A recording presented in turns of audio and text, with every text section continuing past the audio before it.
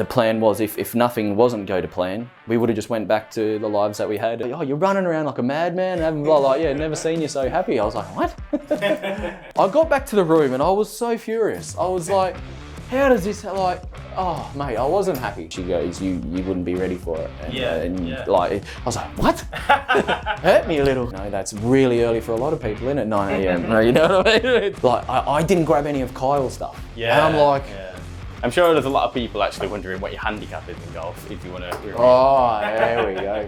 You can tell us about what it was like for you growing up. What was life like for Damon Heta before the darts became a big priority? Before the darts, yeah. So I grew up playing a lot of sport. I played, cricket, basketball. My main sports, I played rugby league and softball, and I was pretty half decent. So, and that's obviously, just a physical.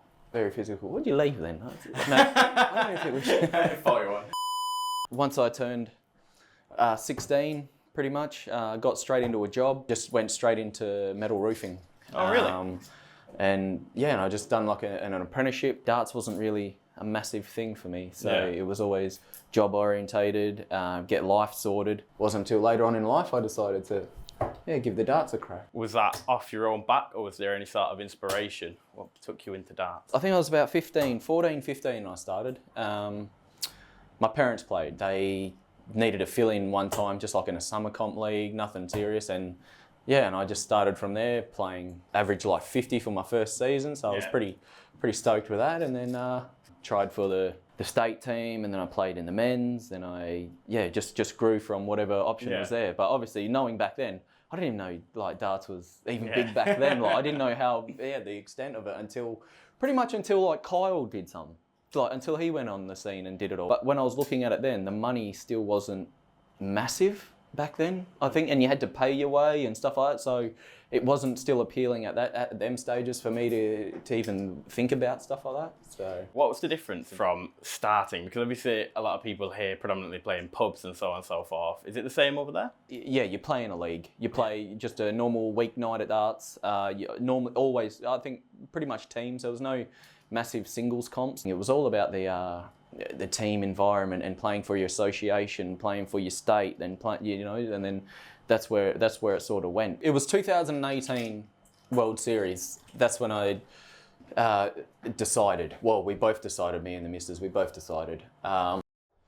Just because I did win a game and I wanted to give it a full crack. I never gave the Australian Tour a full crack.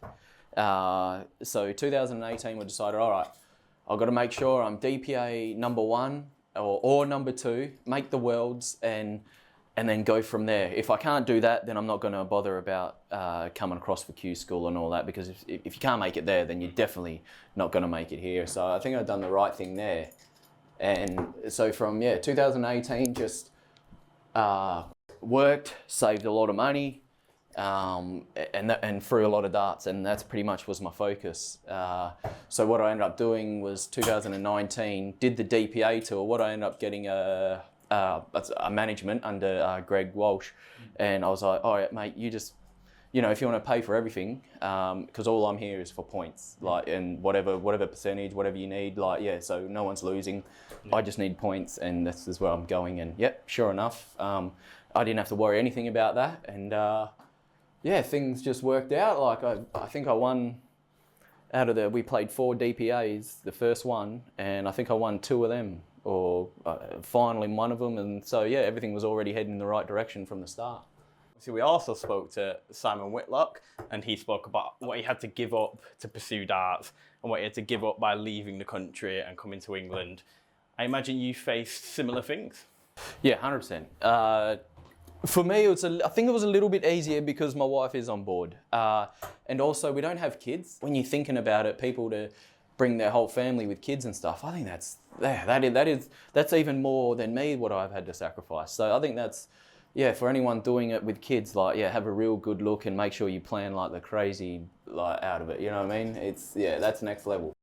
I mean, I got a great work ethic. I always have, whether it was like roofing or darts or whatever, you know what I mean? I put my mind to it and I'm going to go for it. I just had that drive. And especially with all that sacrifice as well, and you know, my wife here, and it's just, there's so much involved and there's so much on my shoulders to perform. Because if I don't, I mean, at the end of the day, the plan was if nothing wasn't go to plan, we would have just went back to the lives that we had and we gave it a fair crack, and then that way I wouldn't have had no regrets later on in life, you know what I mean? It's cool to hear you talk about Kyle Anderson a lot, because obviously, and rightly so, first person to think of is Simon Whitlock and the pathway he created. But it's cool to hear from an individual and a player who's gone on, obviously, to do great things, that someone like Kyle Anderson was actually potentially more influential in you coming over and you actually becoming the player you are today. Yeah, we played a lot as juniors, and obviously we were mates like before darts. Yeah, he had a massive impact, and just to see what he done, and I compared myself to him when I played against him and stuff like that. So even though I don't think he made to that elite level, but he got to that level. But that's what I think it was he was here by himself, and I think that played a massive part, absolute massive part. Like I said, he had kids, so it's so hard for him. So for his sake, I probably came over a good year or two too late, because I think he was already thinking about home time and stuff like that. But for myself, that's obviously it's a selfish game. So for myself, I've come over at the perfect time, just before COVID. Because if that happened, I don't think I would have came over straight away. Yeah. Just like all that drama, it was absolutely insane. So I'm very very fortunate to get the card when I did, and to do well during that COVID time, because that's what. At the start of it, I played well, didn't get the results. And when you're just starting out, results mean more than anything. And it wasn't until the COVID happened, then I came back, where people couldn't defend their money. I mean, we're all in the same boat. People couldn't defend, but I had everything to gain. And when I came back, I even missed 5 tournaments the first year. It was like my second pro tour back after COVID, and then I won it. I was like, mate, that just put me on another level. That got me to where, you know, started getting a 32 seed. Then out of no time, I was like a 16 seed, and just like stayed there ever since. And that top 16 seed on the Pro Tour is like massive. That's going to build your career easier. You referenced obviously qualifying for Alexandra Palace. What was that like the first time you came over, experiencing what a lot of people consider to be the peak of the sport? What helped me with that, actually, I went and when I first came over, I made sure I came over really early. So I came over end of October. I came over, so I had all of November and pretty much right up to the Worlds. I think it was about 6 weeks before I even started before the Worlds. And so what I did is, I was looking for a place to settle. And what I did, I went to every single tournament I could find online, just going anywhere and everywhere. One of my first tournaments I went to with Great Yarmouth in one of the holiday parks, and there was I walked in, and there was like 500 odd people, 60 or 70 boards, and I've not seen anything like that before. I was very taken back then. After I did that and a lot of other competitions, went around, started familiarizing myself with people and the way things run and how people go about things.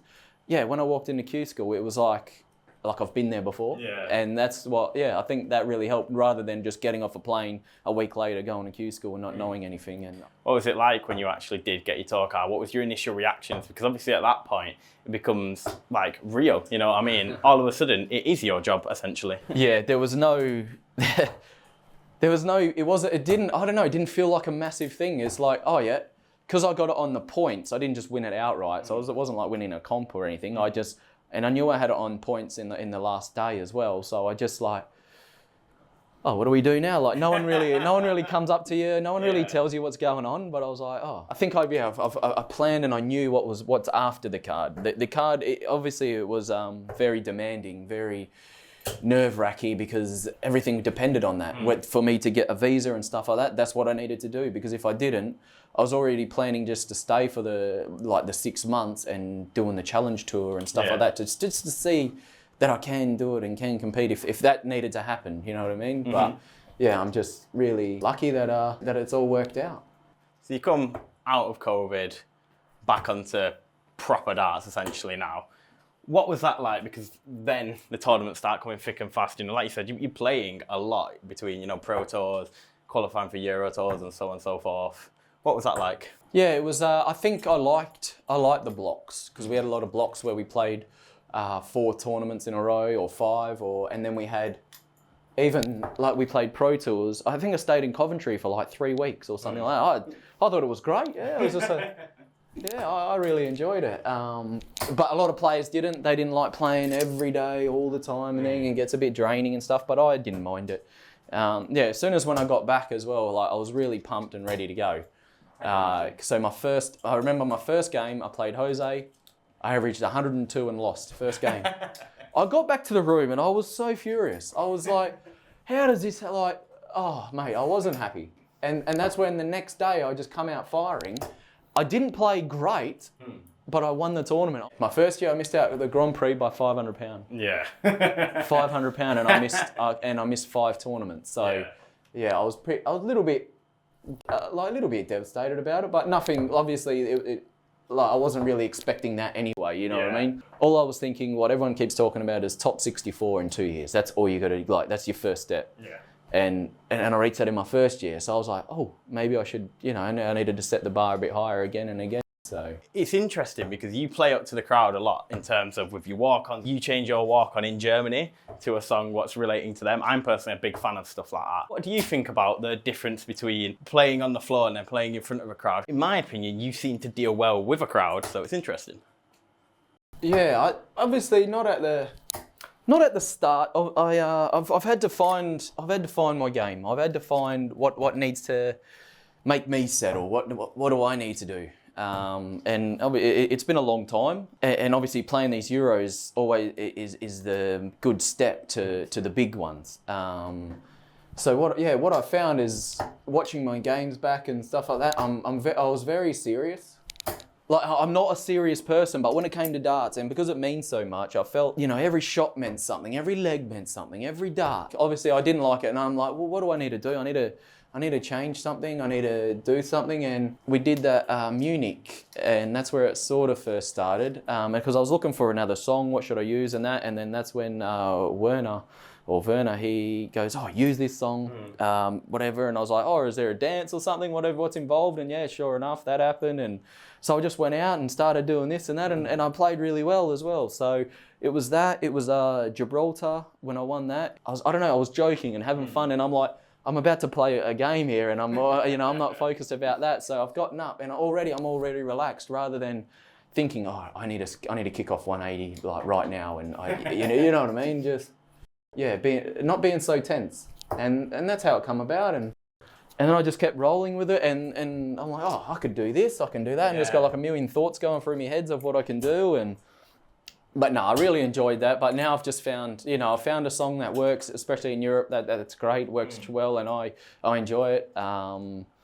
Just having a bit of fun. So that's what I need to bring at the start, because like I said, I'm always tense at the start. So if the walk on helps with me, and then I can become serious on the board and build into the game. I mean, you can tell the confidence definitely increased, because I mean, it was at the match play, weren't it? Was it last year? Where you walked out actually taking the mick out of the English crowd because of the cricket results. Like, I mean, if that doesn't show confidence, I don't know what it was does. Brilliant. And the thing was, the crowd was brilliant. They weren't hostile. I knew what to expect. I knew it all, and just having absolute fun about that. And it just feels like you get up there, you've got the confidence of owning the stage, of just being on stage, having fun with them. What is my opponent thinking? Going like, oh, they're not here for me. They're here. He's putting on a show, and then he's playing good darts, and then it's one of those, just owning the stage and being comfortable. And that's what I did. Just had some good fun. So yeah, I really enjoyed how it all panned out as well. It was so good.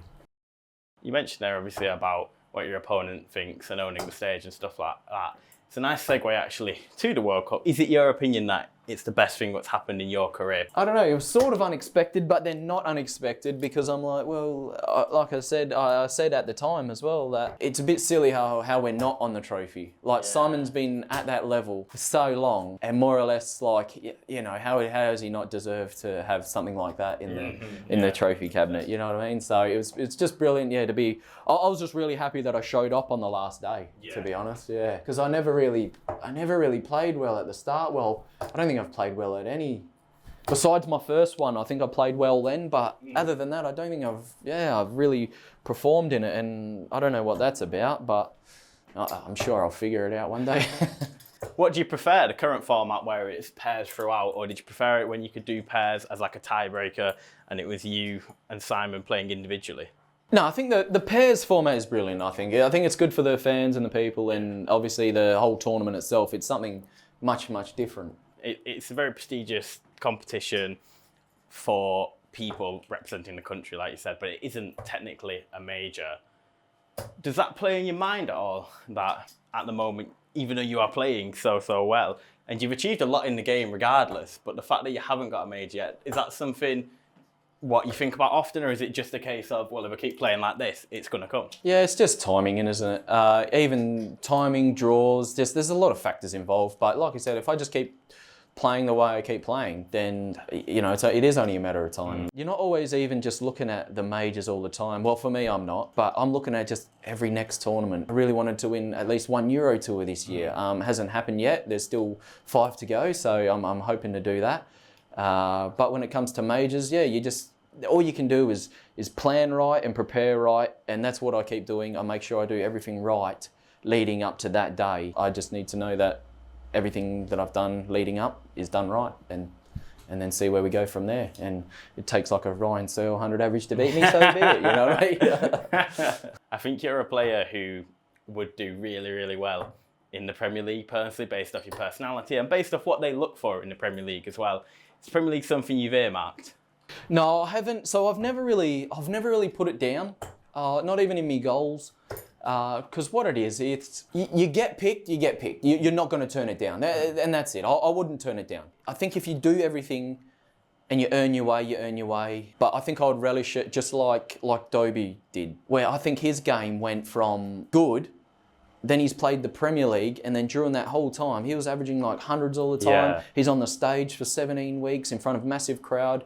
And now his game's even better again. Like, look where he's at. It's insane. So I think I would be in that same boat where I would relish it just playing the best players week in, week out, and obviously wanting to win and wanting to do well. But I think, yeah, it would push my game to the next level. But on the other foot, you've got some players where Premier League has sort of hurt them a little bit because, yeah, maybe they weren't ready or something. But I feel like my wife probably tells me, even if you were picked, like, say, last year, if you'd done something well and got picked last year, she goes, you wouldn't be ready for it. And, like, I was like, what? Hurt me a little. No, but then in hindsight, you're like, oh, look, you're probably right. I have learnt a lot and I have done a lot, and I deal with things a bit better and stuff like that. So I think I'll just relish it as a dart player more than anything, yeah. Obviously, you mentioned Chris Dobie there. He, like you said, took a lot from the Premier League. Who's the table you sit at?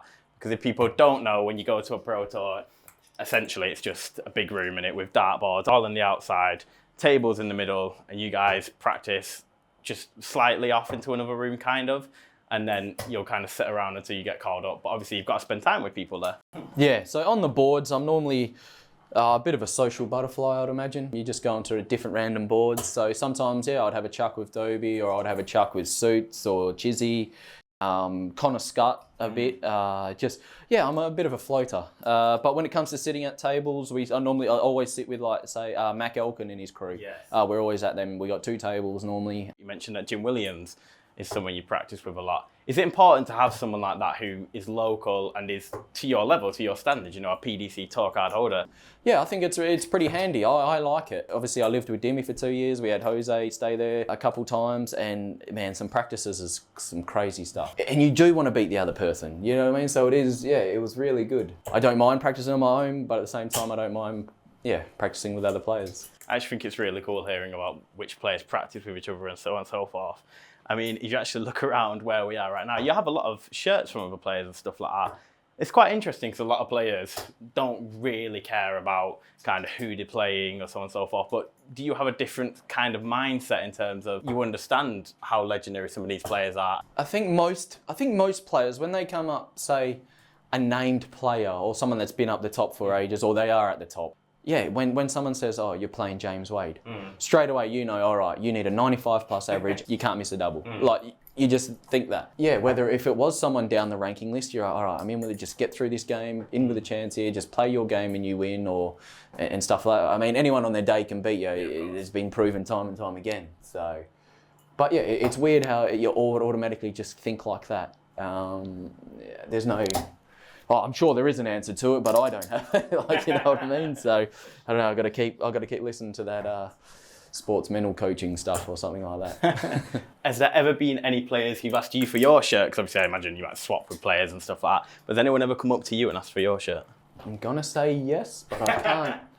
I can't think of, like, no one really sticks to mind right at the moment. I'm starting sometimes collecting a couple of shirts. Like, I just got Smithy's shirt from the World Series, the Australian one. So I thought that was pretty cool. So that'd be, you know, when it's all said and done, I didn't want to, like, thinking about it, like walking away and having nothing, but yet having the opportunity to have some stuff. Of course, yeah. I've gone, oh, like, I didn't grab any of Kyle's stuff. Yeah. And I'm like, well, it's taken that sort of circumstance just to go, oh, I should have got this and that. So I want to have some sort of memorabilia. Like, I've kept, like, now I've got some posters, a couple shirts and stuff. What was that scenario like for you in terms of Kyle? How did it affect you personally, obviously, being someone who was so close to him?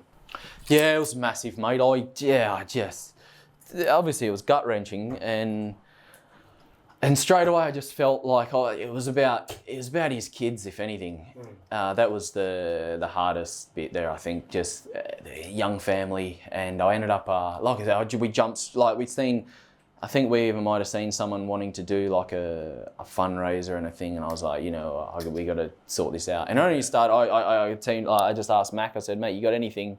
We can just run a small raffle and see what happens and just go for it. And yeah, we started off, I don't know, like 6 or 7 items or something, and then next minute, I'll donate, and then it become massive, and then like we've still had the darts going on and isolation, and there was so much involved. I was like, it was hectic. My PayPal got cancelled. My PayPal account got cancelled because people were putting it in, and then like you have to go through the right protocols there, and I wasn't. I just went straight for whatever's going, and then so they're like, no, you can't have this, and I'm like, oh, okay. So but eventually we got it all sorted and raised like a ton of money, and you know, money's never enough, is it? At the end of the day, a couple of tournaments were pretty hard to play.